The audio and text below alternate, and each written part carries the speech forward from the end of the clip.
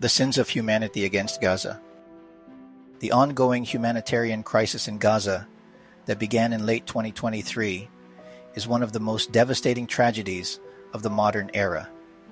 It began with the horrific Hamas-led attack on Israel on October 7, 2023, which resulted in the deaths of over 1,200 people, mostly civilians. In response, Israel launched an unprecedented military campaign against Gaza, leading to the deaths of over 46,000 Palestinians, the majority of whom were women, children, and the elderly.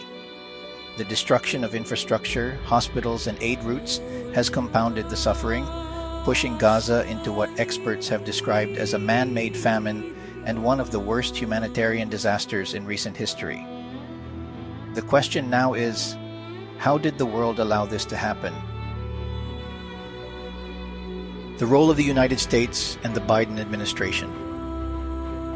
The U.S. has been Israel's staunchest ally, providing billions in military aid and blocking multiple UN resolutions calling for a ceasefire. The Biden administration, while expressing concerns over civilian casualties, continued to supply weapons and diplomatic cover for Israel's actions.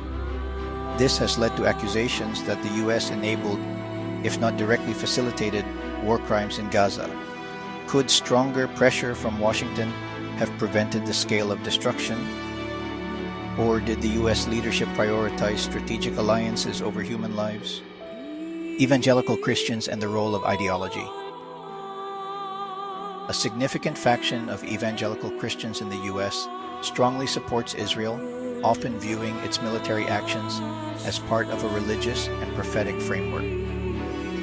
This ideological backing has translated into unwavering political support for Israel among Republican lawmakers and parts of the Democratic establishment. Did this religious political alignment contribute to the lack of restraint in Israel's offensive? The influence of Jewish settlers and Israeli hardliners. Israeli settlers and right-wing nationalists have played a major role in shaping Israel's policies, particularly in the occupied West Bank. Many of the leaders in Netanyahu's government are closely aligned with the settler movement, which has openly called for the displacement of Palestinians. Their rhetoric has, in many cases, dehumanized Gazans, justifying extreme military responses. Have their ideological goals, annexation and demographic control, led to a situation where military force was the only answer? The role of the European Union. The EU has largely echoed the US position, offering tepid calls for restraint while continuing trade and diplomatic relations with Israel. While some European nations, such as Spain and Ireland, have been more vocal in condemning Israel's actions, the EU as a whole has struggled to take a firm stance. Could European leadership have been more forceful in demanding a ceasefire or enforcing consequences? Hamas, strategic miscalculation or deliberate gamble? Hamas's attack on October 7th was brutal, targeting civilians and provoking a massive Israeli response. Did Hamas underestimate the extent of Netanyahu's retaliation? Some argue that Hamas's leadership, knowing full well how Israel would react, was willing to sacrifice Gaza's civilian population to further its long-term political goals. Others believe Hamas miscalculated, expecting regional actors like Hezbollah or Iran to intervene more decisively, which did not happen. The injustice against Gaza by the international community. For decades, the people of Gaza have been trapped in a cycle of war, blockade, and suffering. The world's failure to enforce international law, prevent arms sales, and hold all sides accountable has perpetuated this tragedy. The lack of decisive action by the UN, the failure of Arab states to intervene meaningfully, and the indifference of major powers have all contributed to Gaza's suffering. Trump's role and political maneuvering.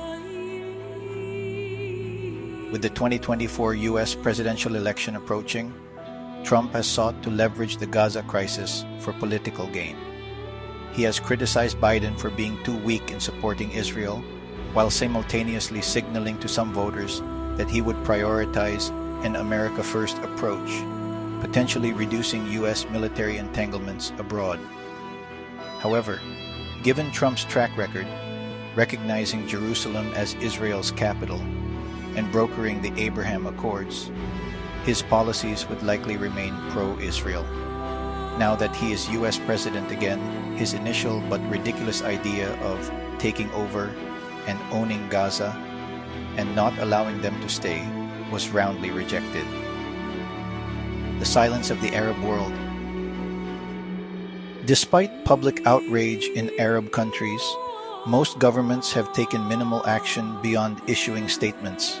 Egypt and Jordan, the two neighboring states with peace treaties with Israel, have been reluctant to escalate tensions. Saudi Arabia and the UAE, despite previously warming ties with Israel, have been cautious in their responses. Why have Arab leaders been so hesitant?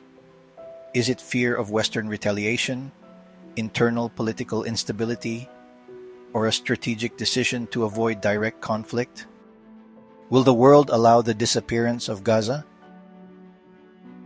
With entire neighborhoods in Gaza reduced to rubble, hundreds of thousands displaced, and food supplies running out, the question remains, is this an attempt at ethnic cleansing? If the international community continues to stand by, will we witness the complete depopulation of Gaza? The sins of humanity against Gaza. The failure to prevent genocide, to uphold human rights, and to protect innocent lives in Gaza is a stain on global conscience. Whether through direct complicity or silent indifference, world powers and institutions have allowed a mass atrocity to unfold. What does this say about humanity's moral standing in the 21st century?